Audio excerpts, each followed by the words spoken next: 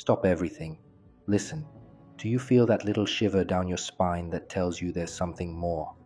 It's no accident that you're here at this very moment.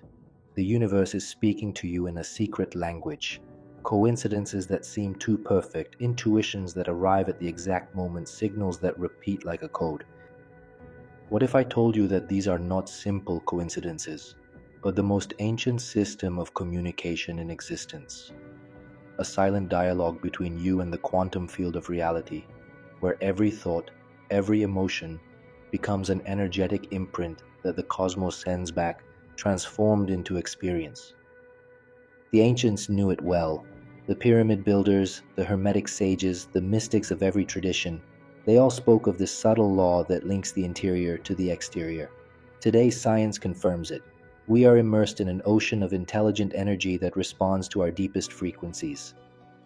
If as you listen to these words you feel a jolt of recognition, an echo inside you that says, yes, it is so, then act now, like. It is not a simple click, it is a signal that you send to the universe. I am ready to receive, and I will know that you are among those who not only listen but decipher the secret language of reality. Hermetic wisdom held that the universe is mental, a living thought, and that every human being is like a spark of that infinite mind. What you think, feel, and declare shapes the world around you. But the problem is that most people have forgotten this. They have forgotten that they are in constant dialogue with the universe. And those who forget begin to believe that life is unfair, that painful patterns are just bad luck, that dreams don't come true because the world is too hard. But what if I told you that those repetitive patterns are messages? That those obstacles are vibrational codes that show you exactly where your energy is stuck? It's not magic, it's awareness. And the amazing thing is that if you know how to actually talk to this field, it responds with precision. He who knows himself moves the heavens with his mind. Corpus Hermeticum. Have you ever felt like you were living your life in a loop? You wake up, you do everything right, you put in the effort, you try to think positively, but there you are again, stuck in the same problems, the same results, the same emotions, as if an invisible cycle were holding you back, spinning endlessly. And you, without understanding why, continue to go round in circles. The truth is that this cycle is not random. It is not bad luck, divine punishment, or past life karma. It is sustained by you without you even realizing it. Because what many people do not know is that we are constantly sending vibrational signals to the universe, and those signals shape our reality with such precision that it almost seems like magic. But it is not magic, it is frequency. Every recurring thought, every emotion you feed, every story you tell yourself, all of this forms a vibrational field around you. And that field attracts situations, people, and experiences that mirror exactly what you emanate. If you feel like nothing is working for you, the universe doesn't question that. It doesn't analyze whether you're a good person, deserve better, or are just having a hard time. It just mirrors. It catches the signal and sends you the equivalent. It's that simple. The Hermetic wisdom taught by Thoth is clear. As within, so without. There's no point in trying to fix the outer world if your inner world still vibrates with lack, fear, doubt, or self-punishment. And there's the trap. You may want a better life, but if deep down you believe it is impossible, that belief manifests. It is like trying to change the reflection in a mirror without changing your face. The universe is that mirror. It responds not to what you want, but to what you are vibrating. Ancient alchemy called this process solve et coagula, dissolve what no longer serves you and condense a new reality. But to do that, you must first see that you are still vibrating the old. Notice the patterns. They repeat because you feed them with your attention, with automatic reactions, with stories that you repeat without realizing it. Nothing ever works for me.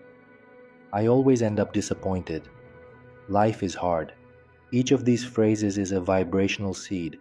You plant it, and then you are surprised when your reality blossoms in the same way. And it's not because you want it to, but because your energy is tuned to it. Your mind has been programmed to repeat what it knows. Even if that means repeating pain, frustration, or lack, the familiar is comfortable, and that's what keeps you trapped in the cycle. But now that you have seen this mechanism, something inside you begins to change, because awareness breaks the spell. The simple act of noticing already begins to dissolve the repetition. And this is where it all begins, because now that you have understood that the universe responds to your vibration, we have arrived at the most important moment of this journey.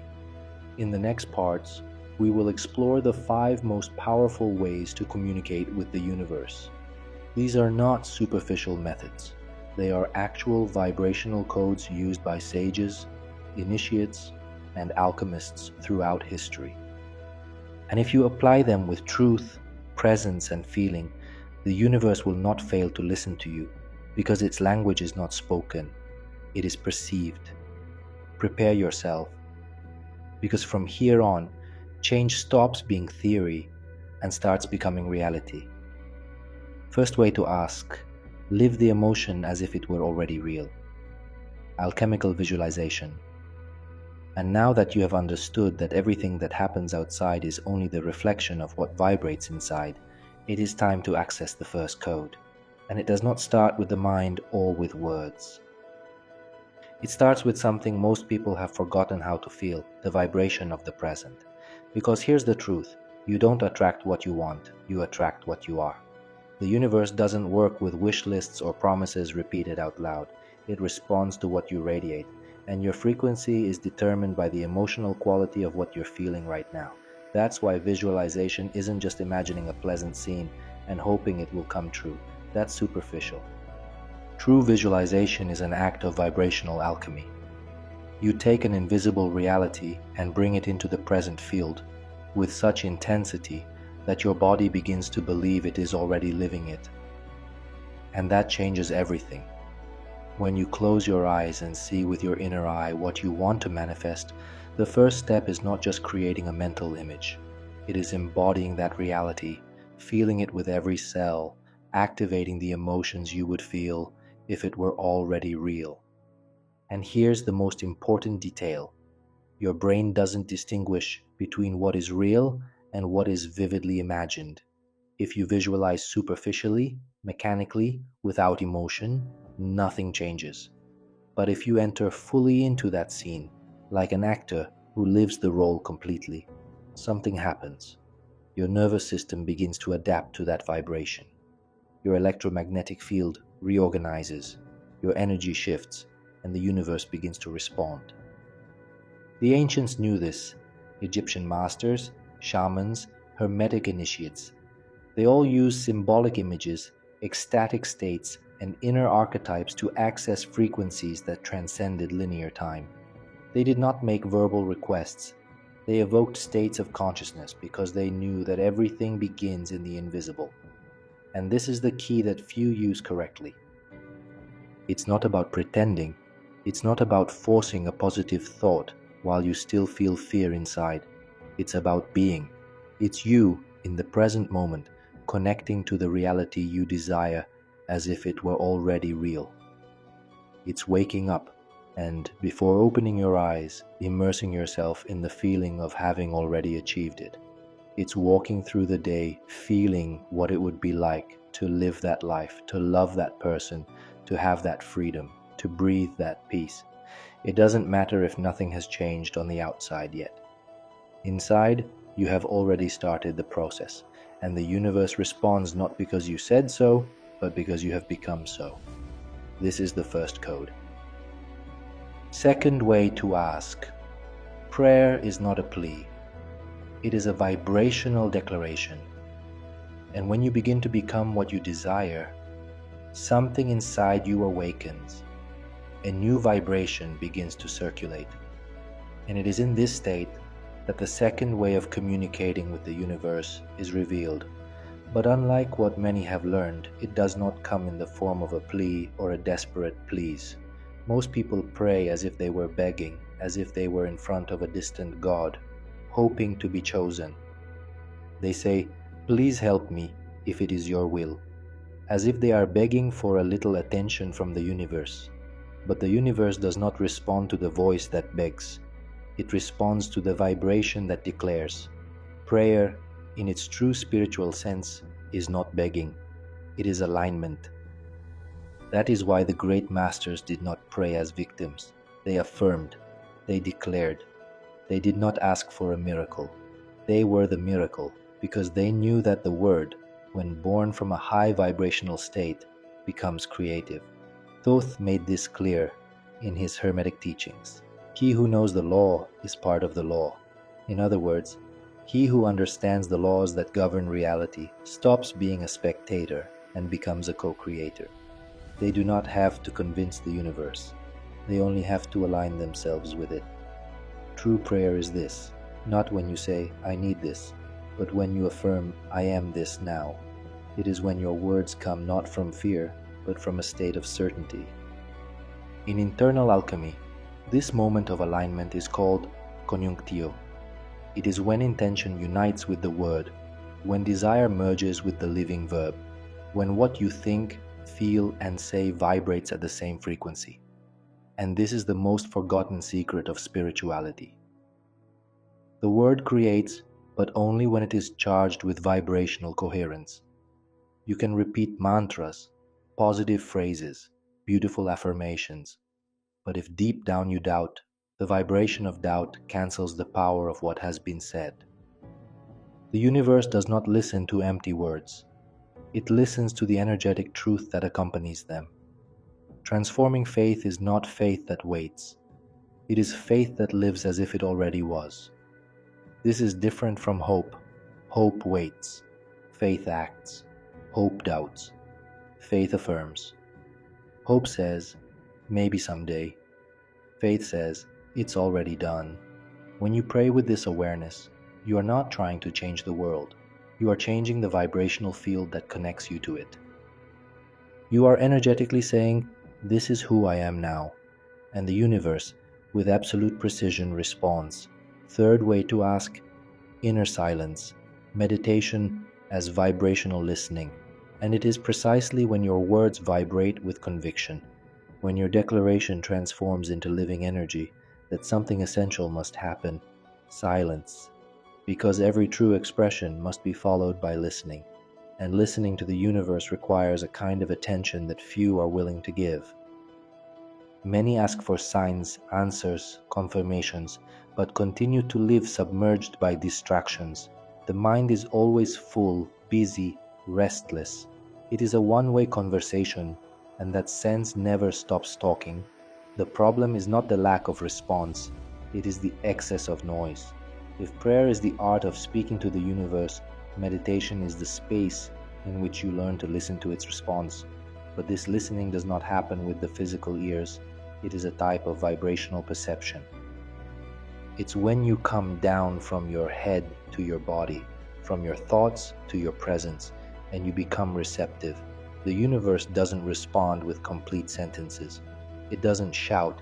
It doesn't interrupt. It doesn't impose. It whispers. And the whispers of the universe manifest as synchronicities, sudden insights, ideas that appear without a logical explanation, unexpected emotions that seem to come from nowhere. But to notice them, you have to be still, not just outside, but inside. And that's the big challenge today, to silence the mind. Because it has been programmed to talk endlessly. It clings to the past, worries about the future, comments, judges, compares, analyzes, and in the midst of all that noise, the answer is lost. Thoth, in the Hermetic mysteries, was not only the master of the word, he was the guardian of the sacred silence. The scribe of the gods wrote only what was worthy of being recorded. He represented the knowledge that does not come from speech, but from the void, from the gnosis that arises when the mind stops resisting and begins to observe. True meditation is this, not just a technique to relax the body or calm the nerves, although that happens too, but a vibrational practice of listening, a state in which you stop trying to control, understand, or predict and simply observe what is. And in that space, something begins to open. You realize that silence is not empty. It is full of subtle information, of perception, of answers that you would never find by forcing anything. Silence places you in the field where the universe can finally express itself. It is there, without effort, without visualization, without words, that wisdom arrives. A spontaneous thought that brings clarity. A feeling of peace that guides you for no apparent reason. A silent certainty that arises without the need for logic. This is the universe speaking, but only those who become silent inside can hear it. That silence is a form of surrender, not weakness, but trust. When you become silent, you are saying, I trust that the answer will come. I don't need to force it, I simply allow it. And that in itself already changes your vibration. Meditation is letting the universe speak to you in its own language, pure vibration. Fourth way to ask, write like a magician, the alchemy of the written word. And it is precisely in that space of deep listening that the next movement is born, transforming the invisible into something you can touch, see, and return to whenever you want. And that's where writing comes in, but not the way you learned it in school. Writing, in truth, is one of the oldest and most powerful spiritual rituals of manifestation that humanity has ever known. In Egypt, Thoth was not just the god of wisdom. He was the scribe of the gods, the one who recorded cosmic events, not as someone who wrote down facts, but as someone who gave form to that which does not yet exist. For the initiates of the Hermetic tradition, writing was not just a practical tool, it was a magical act. When you write something with intention, you are anchoring a vibration in the physical plane. You are extracting energy from the mental abstraction and bringing it into the world of form. That is why writing is much more than putting words on paper. It is declaring, materializing, evoking, but you have to do it with awareness. Writing randomly doesn't change anything. The universe doesn't respond to disorder. It responds to clarity, to coherence, to the emotional vibration behind each word. That's why, before you write, stop, breathe, feel what you really want to say. It's not just about listing desires as if you were ordering something at the invisible counter. It's about infusing your most authentic frequency into those words. It's about writing like a magician casts a spell. Each sentence must be a vibrational affirmation of what you want to see come to life. And there are many ways to do this. Some write letters to the universe. Others write to their future selves. Some keep their writings as anchors of faith. Others burn the letters as a symbol of surrender, letting go of control and trusting the flow. None of these ways is wrong. What matters is not the external ritual, but the internal state. What matters is the energy that accompanies what is written. If you write, I am prosperous, but feel doubt, fear, or resistance, the paper may capture the words, but the universe, which reads the vibration and not the ink, will only perceive the noise. That is why you must write with presence, with truth, with clarity. Describe things as if you were already living them, as if it were the diary of a life that is already happening. Tell the universe, with every word, that you are already what you have decided to be. And as you write, imagine the universe there, reading every line, because energetically, it is like that. In the alchemical tradition, this act is called fixatio spiritus, the moment in which the intention, once subtle and unstable, finds a container to continue vibrating in the physical plane. The written word becomes a symbol. The symbol vibrates, and that vibration expands. This is the power of magical writing, not as superstition, but as vibrational language. Fifth way to ask, become the answer you seek, the presence that transforms. And when you write as if you were planting a seed in the fabric of the universe, something begins to move. But even then, there is a language deeper than all words. A type of silent communication that goes beyond thought, word, image, or gesture.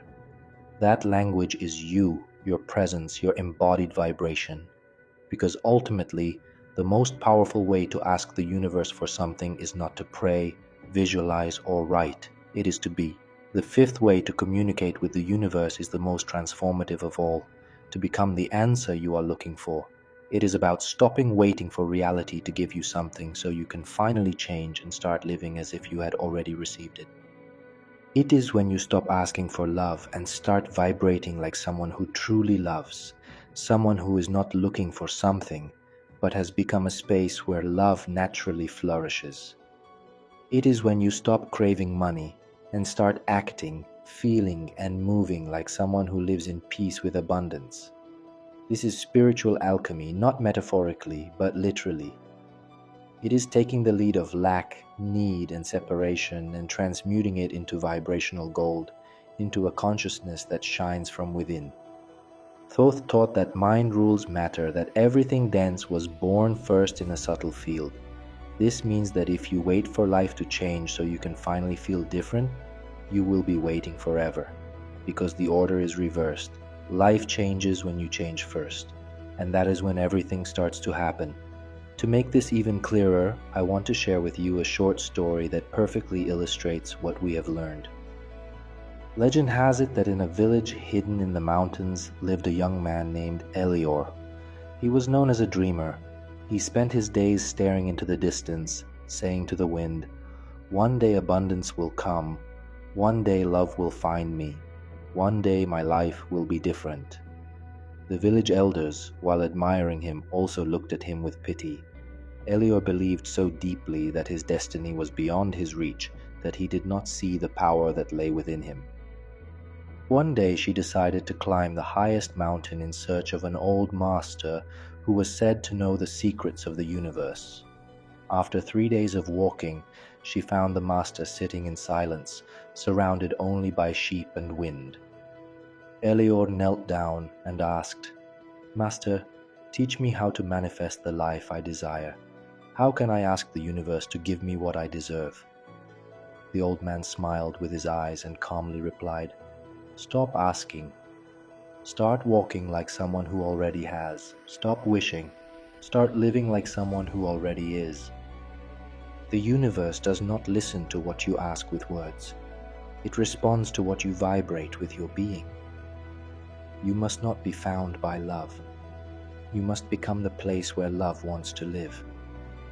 You must not chase abundance.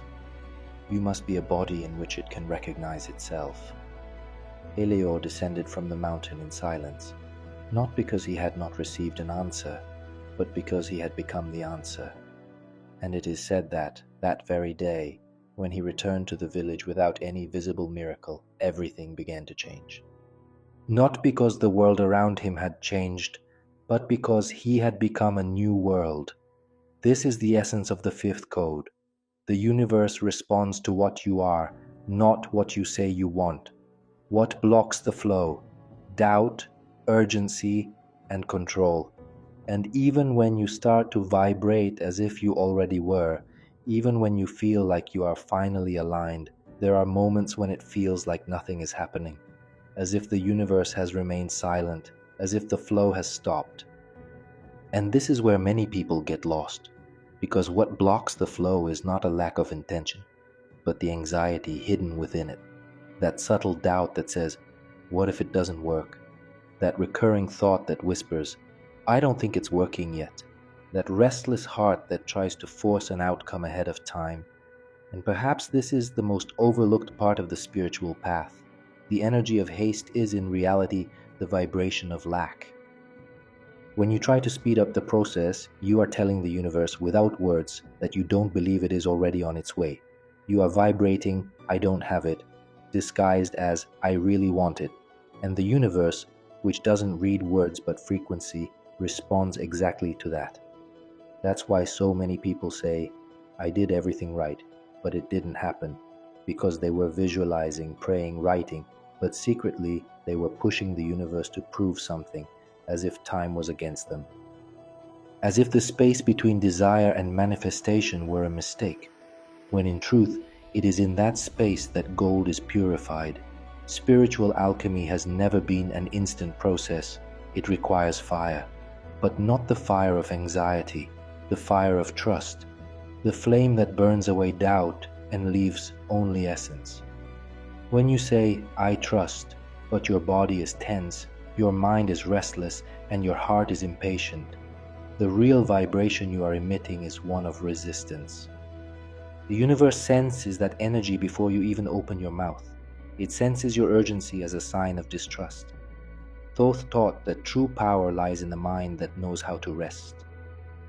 Because a mind that trusts does not look for signs every second, does not ask for proof, does not beg for speed. It aligns itself to the frequency of the already done. It acts with the calm of one who knows that everything is aligning. Of course, doubt will arise. It is part of the journey, but you do not have to identify with it. You can observe it, breathe it, and let it pass like a cloud that has no power over the sky. Because trust is not the absence of fear, but not being governed by it. And that is the part that few manage to maintain, continuing to vibrate. It is already done, even when there is nothing visible yet. It is not stubbornness, it is mastery. It is maintaining your vibration even when everything seems still. It is becoming a stable vibrational magnet that does not waver at the first change in the wind.